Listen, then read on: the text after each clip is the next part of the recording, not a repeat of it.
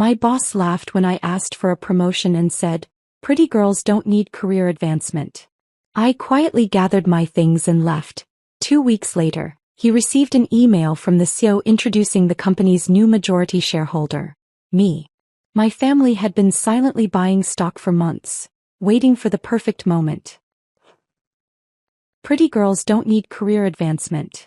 The words hung in the air like poison as Samuel Freeman's laughter echoed off the walls of his corner office. His eyes, cold and dismissive, looked me up and down as if I were merchandise rather than an employee who'd spent 3 years building his company's market share. That moment crystallized everything, the past, present, and what would happen next.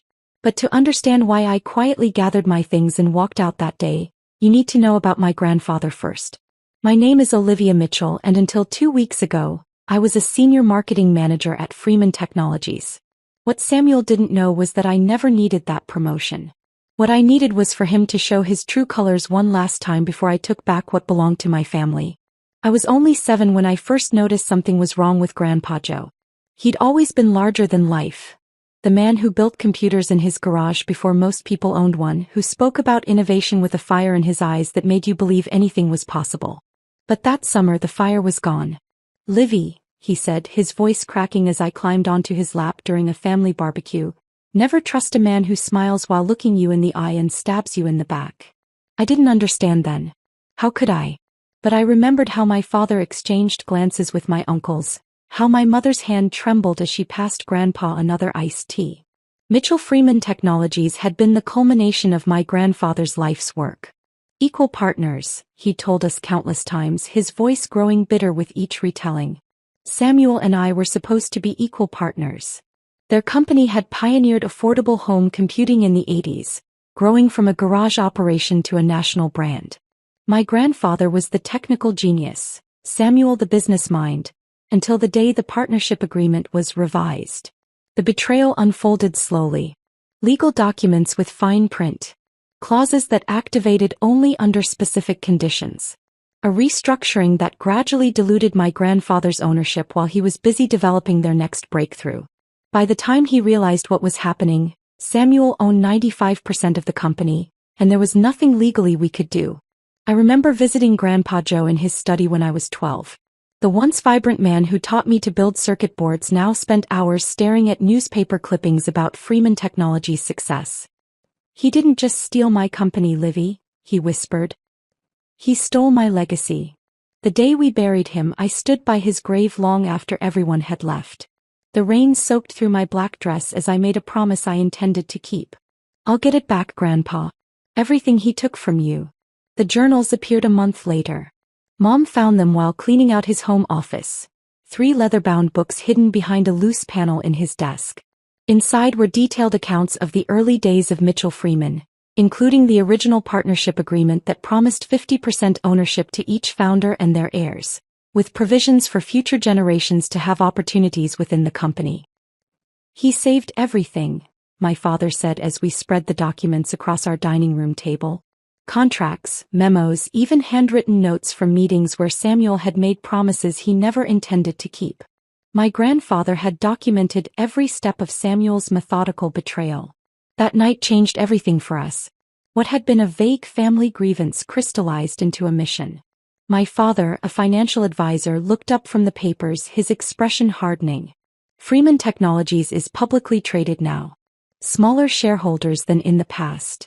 My mother, always the practical one, was already doing calculations. If we pooled our resources, sold some assets, we could start buying stock, my uncle finished, quietly through different channels. I was 17 then, preparing for college. As my family discussed investment strategies and proxy votes, I made my own decision. "I'm changing my major to business," I announced. "And after I graduate, I'm going to work for him." The silence that fell over the table was heavy. My father was the first to understand. "You want to learn the company from the inside." I nodded. "Grandpa built that company. I want to understand exactly what was stolen from us before we take it back." The next 6 years were focused on a single goal. My business degree, MBA, and strategic internships were all chosen to build the perfect resume. Impressive enough to get hired at Freeman Technologies, but not so outstanding that I'd draw excessive attention. I changed my last name legally to my mother's maiden name, Walker. Samuel had never met my mother or me, but I couldn't risk him making the connection to Mitchell. While I studied, my family executed the first phase of our plan. Small stock purchases spread across different investment accounts and family members, never enough at once to trigger reporting requirements. Patience was our strategy. By the time I graduated with my MBA, we owned nearly 12% of Freeman Technologies. The day I accepted my entry-level position at the company, we celebrated with a quiet dinner at home. My father raised his glass in a toast to Joe Mitchell, whose legacy lives on through his granddaughter. My mother squeezed my hand. Are you sure about this, Olivia? It could take years. I thought about my grandfather in his final days, a shell of the brilliant man he'd once been. I thought about the empire Samuel had built on stolen dreams. We have time, I replied. Samuel's not going anywhere, and neither am I until I own his desk. The next morning, I walked into Freeman Technologies headquarters for the first time, carrying my grandfather's watch in my pocket like a talisman. Looking up at the gleaming glass tower that should have had my family's name alongside Freeman's, I felt a calm determination settle over me. Samuel Freeman had no idea who I was. But he would. Oh, he would. The security guard handed me a visitor badge with a smile. First day jitters? He asked, noticing my white-knuckled grip on my portfolio. That obvious, huh? I managed a nervous laugh that wasn't entirely fake. Despite my years of preparation, walking into the lion's den felt surreal. My carefully crafted resume sat in my leather portfolio, the one Mom had given me as a graduation gift. I'd strategically built my credentials to be impressive enough to get through HR screening, but not so outstanding that I'd attract executive attention. B+ average from a respectable but not elite business school. Solid internships at mid-tier companies. Good recommendations, but not glowing enough to make me a rising star. I needed to be forgettable enough to blend in, competent enough to advance gradually. The elevator climbed to the 14th floor, marketing department. My interview was with a middle manager named Karen Walsh. As the doors opened, I took a deep breath and stepped into what had once been part of my family's dream. Olivia Walker? Karen emerged from her office, extending a manicured hand. She was perhaps 40, with the practiced smile of someone who'd learned to navigate corporate politics. Right on time. I like that. The interview was textbook. Questions about my experience, strengths, weaknesses. I gave answers that were solid but safe. When asked about my 5-year plan, I mentioned hopes of gradually working my way up through marketing, perhaps eventually to team lead. Ambitious enough to show motivation, modest enough not to threaten. Why Freeman Technologies? Karen asked, the standard question I'd prepared for most carefully. Your consumer electronics division is redefining how families interact with technology, I replied, painfully aware of the irony. Those innovations had begun in my grandfather's notebooks. I want to be part of a company that's building the future. 2 days later, I received the offer. Marketing associate. Entry level. The salary was barely enough to cover my apartment rent and student loans, but money wasn't the point. I had my foot in the door. My first weeks were a crash course in humility. Despite my MBA, I was assigned to update spreadsheets, schedule meetings, and fetch coffee. I bit my tongue when junior executives took credit for my analysis. I smiled politely when older men called me sweetheart, and asked if I could take notes in meetings that had nothing to do with my job description. Each night I documented everything. The company's organizational structure. Decision-making patterns. Who held real power versus official titles. I memorized the employee directory, noting connections and alliances. My apartment walls became a hidden command center, charts and notes hidden behind innocuous art prints that I could flip up when family came over. Sunday dinners became our war room. My parents' dining table transformed from a place of casual family meals to the center of our operation once the dishes were cleared. The Northeast Regional Director is leaving, I reported one evening, 3 months into my employment. There's talk they might promote internally rather than bringing someone in. Uncle Dave, who'd leveraged his retirement fund to buy shares, studied the company organizational chart we'd created. That could shuffle middle management. Any chance you could move up? Too soon, I replied. But I've been helping Karen with the quarterly analytics. If I keep exceeding expectations without threatening her position, She might expand my responsibilities. Mom brought out a manila folder with our latest stock acquisition reports. We're up to 17% now. Your cousin Ryan's investment group made some significant purchases through their fund. Samuel suspects nothing? Dad asked, the concern evident in his voice. I shook my head. I'm nowhere near his radar. He doesn't even recognize junior executives' names, let alone a marketing associate who's been there less than 6 months. The truth was both frustrating and advantageous. Freeman Technologies had over 3,000 employees across 4 offices. Samuel Freeman operated in an executive bubble, surrounded by sycophants who shielded him from the daily operations of the company he'd stolen. By my 6th month, I'd built a small network of allies. Not friends exactly, but colleagues who respected my work ethic and competence. Lisa from accounting, who processed expense reports but also knew every financial detail that crossed her desk. Marcus in IT, who had access to internal communications. Jen, an administrative assistant to the VP of operations, who saw every strategic document that crossed her boss's desk. None of them knew my true identity or purpose. To them, I was just Olivia from marketing, helpful, reliable, and always willing to stay late to help with a project crunch. You wouldn't believe what happened in the executive meeting today, Jen confided over lunch one day. They're considering acquiring TechVision, but Samuel shut down the whole discussion because the CEO is a woman.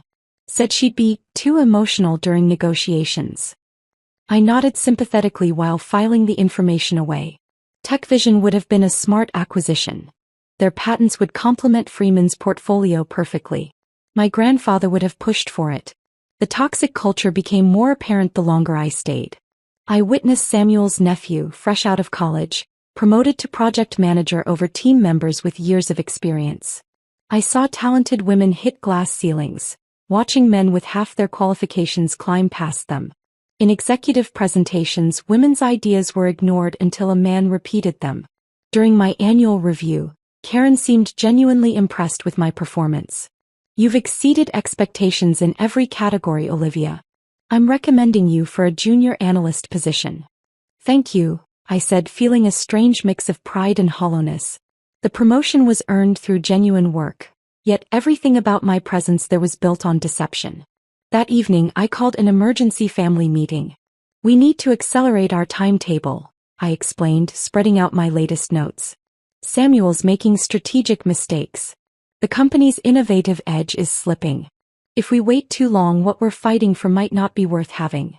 My father studied the financial projections I'd compiled. We're at 24% ownership now. Another year, maybe less. I can get there, I insisted. I just need to keep climbing without drawing attention. Later that night, alone in my apartment, I pulled out my grandfather's watch from its hiding place. The ticking felt like a countdown. For the first time since starting at Freeman, doubt crept in. Was I compromising too much of myself in pursuit of justice? The mask I wore daily was becoming too comfortable. But then I remembered Samuel's casual cruelty, the way his decisions dishonored everything my grandfather had built. I remembered the promise I'd made at a rain-soaked grave site. Tomorrow I would return to Freeman Technologies. I would smile at colleagues who didn't know my name. I would contribute ideas in meetings where my voice barely registered. I would watch and learn and plan. Samuel Freeman still had no idea who I was.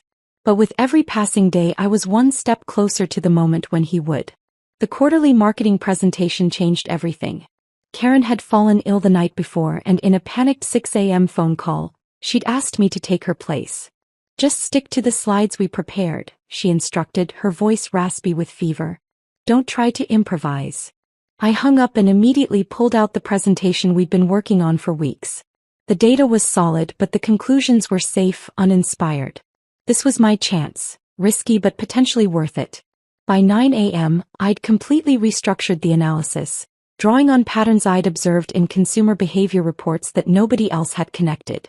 When I walked into the conference room, the marketing VP raised an eyebrow at seeing me instead of Karen, but gestured for me to begin.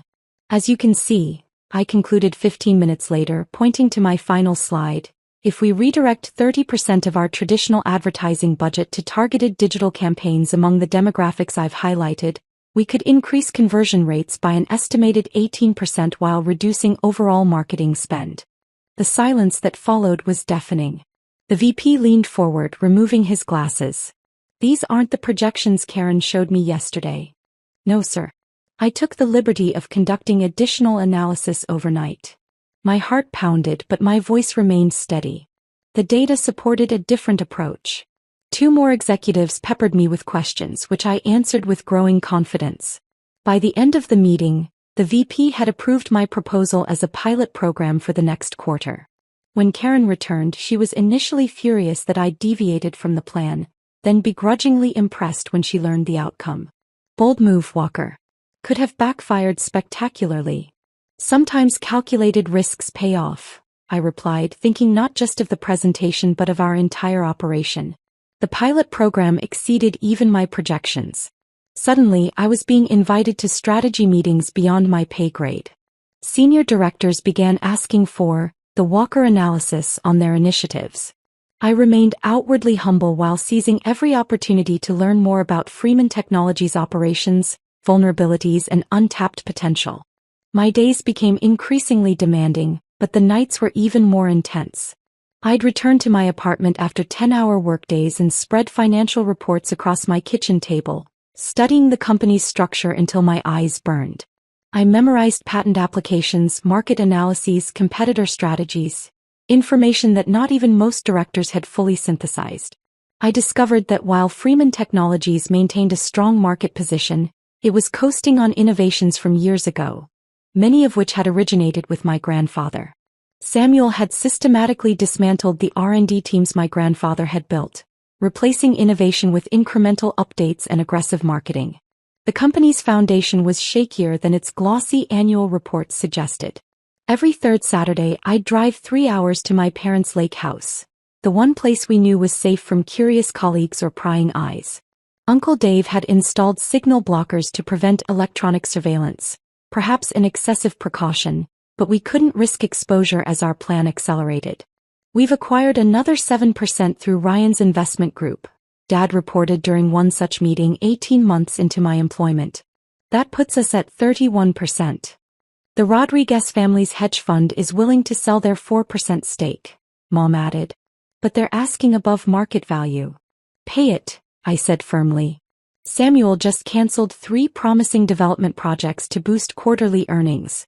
The stock will take a hit when the market realizes there's no innovation pipeline. My growing professional success came with personal costs I hadn't anticipated. Old friends stopped calling after too many canceled plans and vague explanations.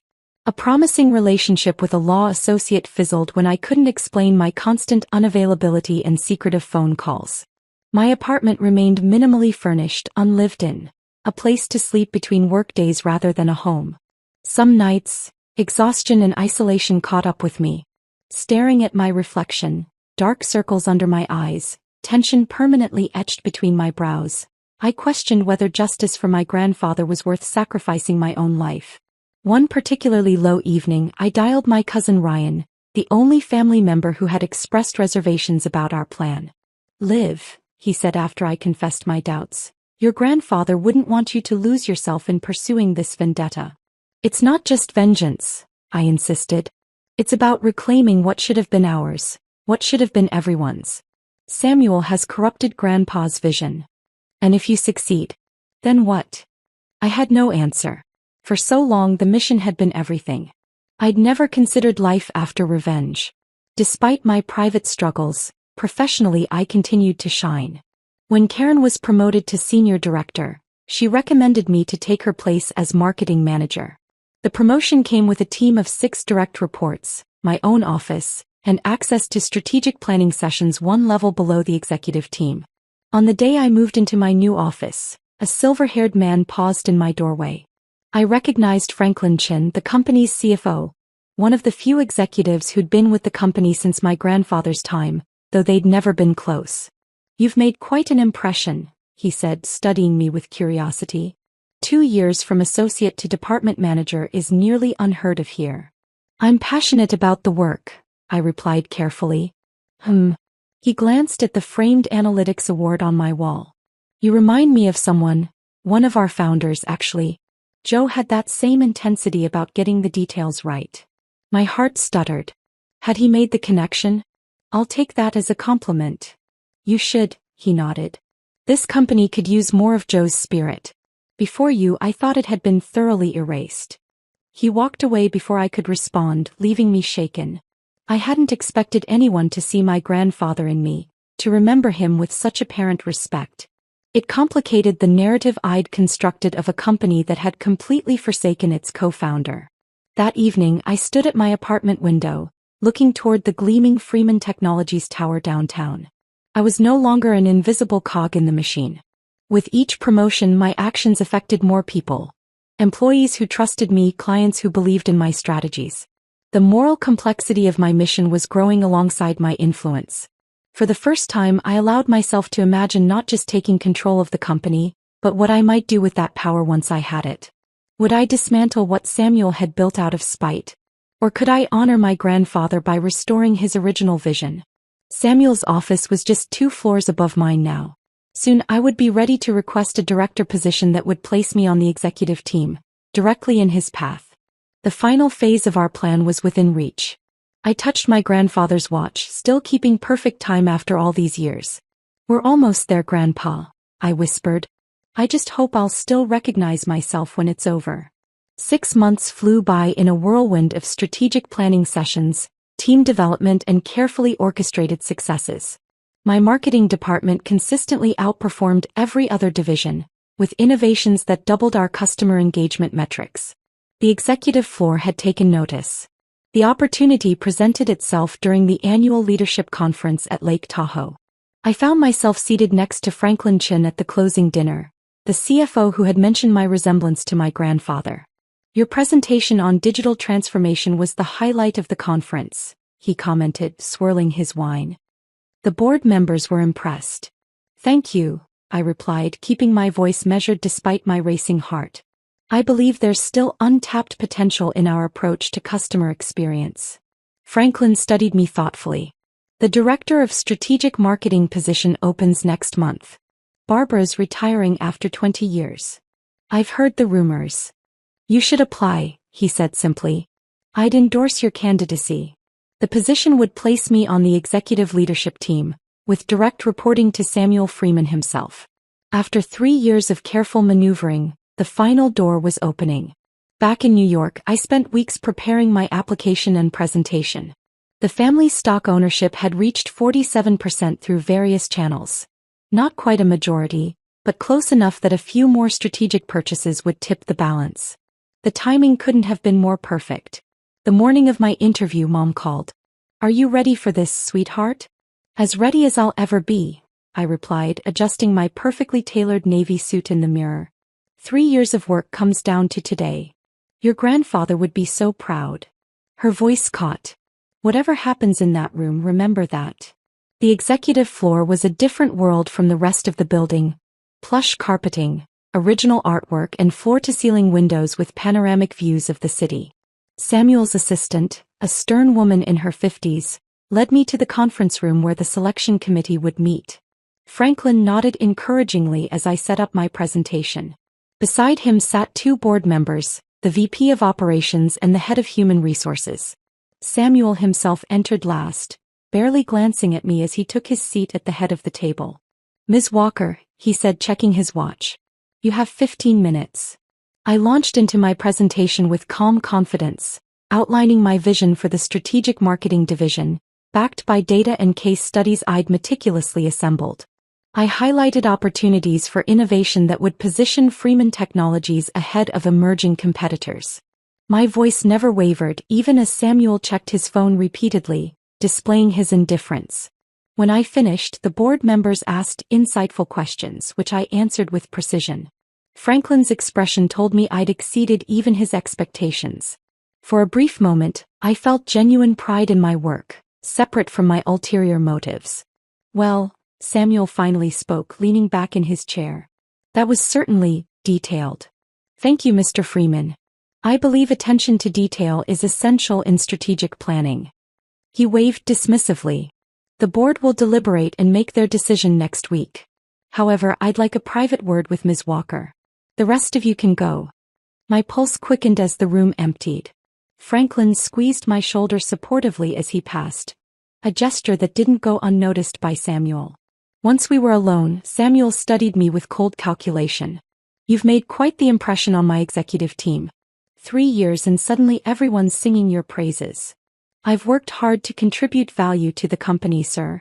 Indeed. He stood walking to the window. Tell me, Ms. Walker, why do you really want this position? I believe I can help guide the company's future, I answered truthfully if incompletely. He turned, his expression hardening. Let me be direct. I've reviewed your file. Your performance is undeniable, but this position requires someone who will be fully committed to the role for many years. Someone with gravitas. My record demonstrates my commitment. Your record shows ambition, he interrupted, which is admirable in its place. But executive leadership requires more than clever marketing strategies. My stomach tightened as I recognized the shift in his tone. I'd seen it before when he spoke to other female employees who'd gotten too close to the glass ceiling. Perhaps, he continued, his smile not reaching his eyes, you'd be better suited to heading our social media division. It's still a director title with a modest increase in compensation. The social media division was a corporate backwater, understaffed, underfunded, and largely ignored in strategic planning. It was where careers went to stagnate. May I ask why you feel the strategic marketing position wouldn't be suitable? I kept my voice professional despite the anger building inside me. He chuckled, walking closer. Let's just say it requires a certain presence. Long hours, high-pressure meetings with clients who expect a particular type of authority. My performance metrics exceed those of any other candidate, I stated firmly. That's when it happened. Samuel laughed. Not a genuine laugh of amusement, but the condescending chuckle of a man who believed himself untouchable. He looked me up and down in a way that made my skin crawl. Ms. Walker, he said with a dismissive wave, pretty girls don't need career advancement. They need to recognize their natural advantages. Your looks open doors. Why burden yourself with executive responsibilities when you could coast on your appearance for years? The words hung in the air between us, the naked sexism so blatant it momentarily stunned me into silence. In that crystallizing moment, I saw my grandfather's betrayer fully exposed. Not just a thief of legacy, but a small, petty man who'd never deserved what he'd stolen. I also realized something else. We were ready. The family's ownership percentage plus the shares held by allies we'd cultivated over the years would be enough. It was time to end the charade. I understand, I said, gathering my presentation materials with steady hands that belied the fire in my veins. Thank you for your candor, Mr. Freeman. He seemed almost disappointed by my calm acceptance. The social media offer stands. Helen in HR will have the paperwork. That won't be necessary. I headed for the door, then paused. One more thing, Mr. Freeman. Yes. My grandfather always said character reveals itself under pressure. He was right. I left him looking vaguely confused, his brow furrowed as he tried to place the significance of my words. Back at my office, I methodically packed my personal items into a cardboard box. My team watched in bewilderment as I emptied my desk drawers. Olivia, what happened? Lisa from accounting hovered in my doorway. Everyone thought you had that promotion locked down. Let's just say I received unexpected clarity about my future here, I replied, wrapping my awards in tissue paper. You're not leaving, are you? The genuine distress in her voice gave me pause. I'd made real connections here despite my ulterior motives. It's time for a change, I said, offering a smile that felt surprisingly authentic. Sometimes things have to break before they can be rebuilt properly. With my box tucked under my arm, I walked out of Freeman Technologies for what I knew would be the last time as an employee. In the elevator, I pulled out my phone and sent the text I'd been waiting 3 years to send. Checkmate in position. Begin final phase. As I crossed the lobby, I caught my reflection in the polished marble walls, head high, shoulders back, my grandfather's determined expression mirrored in my own face. Samuel had made a fatal mistake. He'd shown me exactly who he was, just as I was about to show him exactly who I am. The Mitchell family war room was in full operation by the time I arrived at my parents' lake house that evening. Uncle Dave had set up multiple laptops on the dining table, each displaying different financial dashboards. My cousin Ryan paced near the windows, phone pressed to his ear as he coordinated with his investment partners. Mom and Dad huddled with our family attorney, reviewing documents spread across the kitchen island. "There she is," Dad announced as I walked in, setting down my overnight bag. Everyone paused, turning to me with expressions ranging from concern to fierce determination. "Are you okay, honey?" Mom asked, crossing the room to embrace me. "Your text was pretty cryptic." "I'm fine," I assured her, though the weight of Samuel's condescension still burned. "Better than fine, actually. It's time." For the next hour, I recounted my meeting with Samuel in precise detail, watching my family's expressions darken with each demeaning word I repeated. When I reached his "pretty girls" comment, Uncle Dave slammed his hand on the table hard enough to make the laptops jump. "That's the same Samuel I remember," he growled. "Hasn't changed in 30 years. Our attorney, Grace Chin, Franklin's sister, a connection that had proven invaluable, cleared her throat. "With the Westlake Fund's commitment this morning, we now control 49.3% of outstanding shares. Another 2% and we'll have clear majority." "What about the Rodriguez family's hedge fund?" I asked. "They were considering selling their 4% stake." Ryan lowered his phone. "They're in. Just got confirmation. But they want assurances about the company's direction post-transition." "They'll have them," I promised. "This isn't about dismantling what Grandpa built. It's about restoring it." We worked through the night, making final stock purchases through various channels, preparing legal notifications, and scripting the precise sequence of events that would unfold. By dawn, Mitchell family interests officially controlled 53.7% of Freeman Technologies stock, a controlling majority by any measure. Grace drafted a formal letter to CEO William Hastings, notifying him of the change in majority ownership and requesting an emergency board meeting. "We've kept Hastings in the dark until now," she explained. "He's always been Samuel's man, but he's a pragmatist. He'll follow the power." At 9 a.m. Ryan and I personally delivered the letter to Hastings's office. His assistant tried to turn us away, but the words "majority shareholder" worked their magic. Within minutes we were seated across from a very confused Sue. "This must be some kind of mistake," Hastings sputtered, scanning the documentation. "These share acquisitions are all perfectly legal and verified," Grace interjected smoothly. "The Mitchell family now holds controlling interest in Freeman Technologies." "Mitchell?" His eyes widened, darting between our faces. "As in Joseph Mitchell's granddaughter," I confirmed. "Co-founder of what was once Mitchell Freeman Technologies." The blood drained from Hastings's face as comprehension dawned. "You've been working in marketing for 3 years. Learning the company my grandfather built from the ground up," I nodded. "We require a special board meeting tomorrow morning. All members must attend." "Samuel won't like this," Hastings muttered, already calculating where his loyalties should now lie. "Samuel's preferences are no longer the primary concern of this company," I replied evenly. 10 a.m. tomorrow. Full board attendance is non-negotiable." Walking out of the CEO's office felt surreal. After years of careful planning and silent acquisition, we'd finally shown our hand. There was no going back now. The next 24 hours passed in a blur of preparation. News of unusual trading activity in Freeman Technologies stock had already caught the attention of financial analysts, though no one yet understood what was happening. My phone buzzed constantly with texts from confused former colleagues, but I maintained radio silence. Tomorrow would provide all the answers they needed. The boardroom was tense when I arrived the next morning, dressed in a tailored charcoal suit with my grandfather's watch prominently displayed on my wrist. Grace and Ryan flanked me as we waited in an adjacent conference room while the board assembled. Through the glass partition I could see the confusion on the directors' faces. Samuel arrived last, striding in with the confidence of a man who still believed he controlled the room. "What's this emergency about, Hastings?" he demanded, taking his seat at the head of the table. "The quarterly numbers look fine." Hastings glanced nervously at the door where I waited. "We have an unexpected development regarding company ownership." Samuel frowned. "What are you talking about?" At Hastings's nod, his assistant opened the door. Taking a deep breath, I stepped into the boardroom, followed by Grace and Ryan. A collective gasp rose from several board members. Franklin Chen's eyes widened in understanding, a small smile playing at his lips. "What is the meaning of this?" Samuel barked, half rising from his chair. Ms. Walker, this is a board meeting. You're no longer employed here. On the contrary, Grace replied, distributing folders to each board member.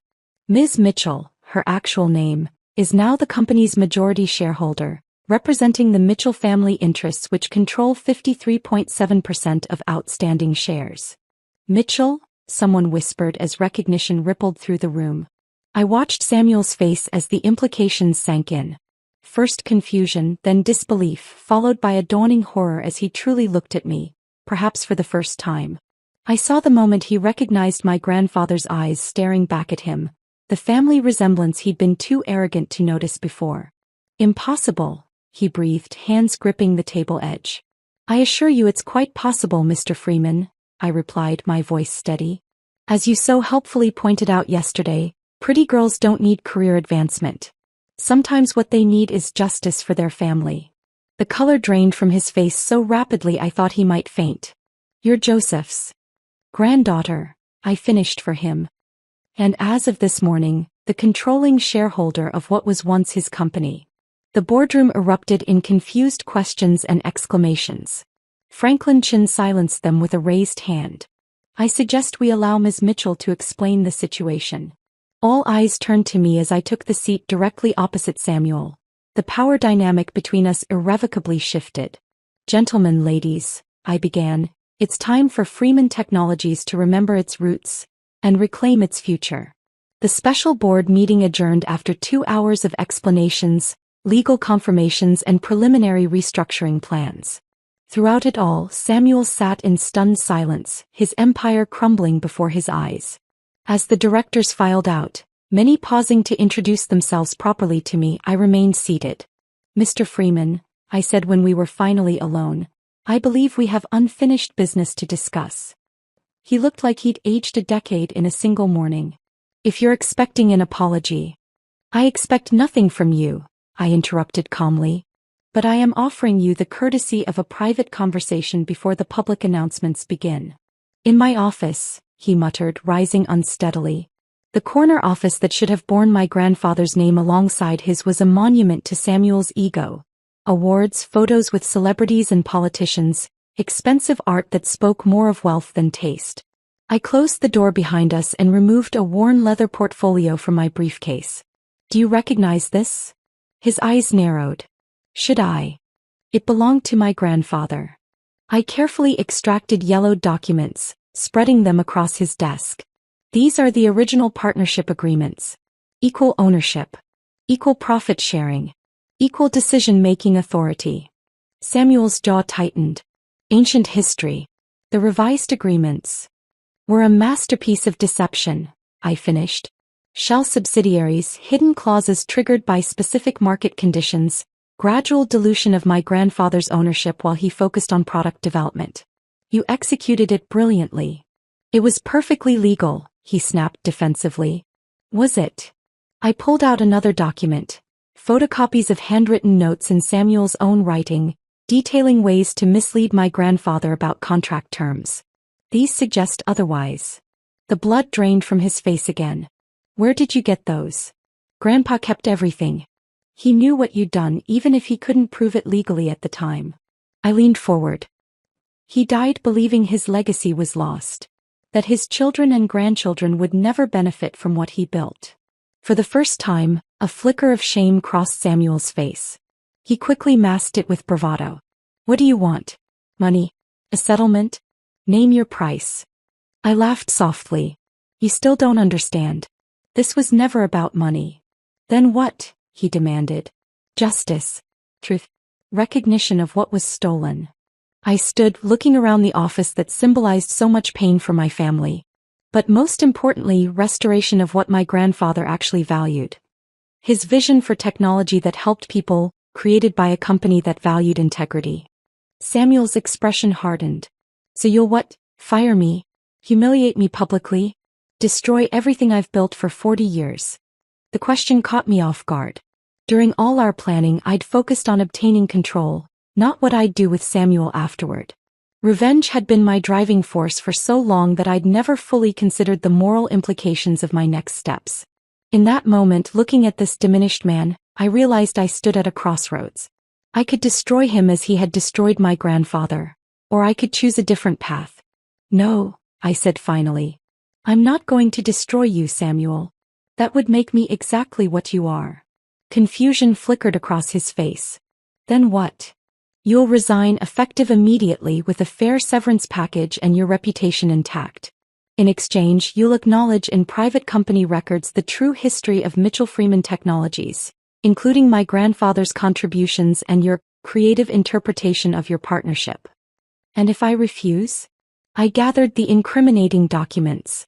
Then the legal team explores every questionable decision you've made over 40 years, with these as a starting point. Your choice. The fight seemed to drain out of him. For a moment, I glimpsed the desperate young man he must have been, brilliant in business but forever in my grandfather's shadow intellectually, choosing deception because he couldn't compete fairly. He was better than me, Samuel said quietly, surprising me. Your grandfather. Always 10 steps ahead technologically. I just wanted some control. So you took it all, I replied, not unkindly. And in doing so you limited what the company could become. Without his innovation you've been treading water for years. He nodded slowly, the admission clearly painful. I'll resign. Your terms. As he drafted his resignation letter, I felt a strange hollowness where my anger had lived for so long. Revenge accomplished wasn't the triumphant feeling I'd imagined. Instead, I felt the weight of responsibility for hundreds of employees and the legacy I'd claimed.